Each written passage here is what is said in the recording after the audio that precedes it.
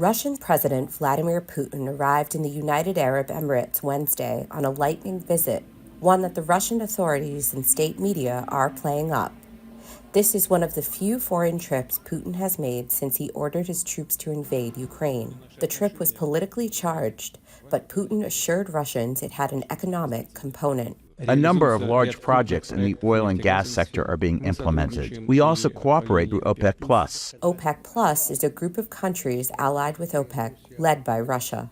Both Russia and the UAE are highly dependent on their oil and gas revenues, and although they are in very different political situations, experts believe they share common objectives. Putin is not traveling alone. So he has quite a large delegation of people, most of whom are representing not only political sector of the Russian government, but also the economic affairs. So we definitely should expect them discussing the situation in the oil market and further coordination of efforts within OPEC Plus.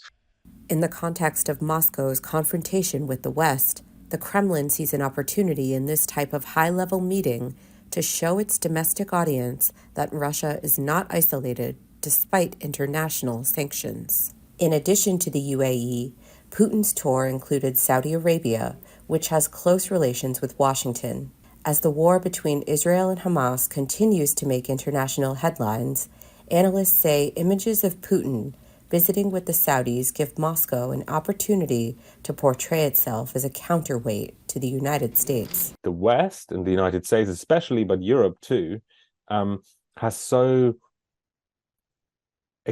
significantly sided with Israel, right? And certainly in the Middle East, it is the West is perceived as sort of completely uncritically siding with Israel, and that helps Russia's narrative of arguing that, you know, the West is this imperialist, hegemonic power that has all these double standards.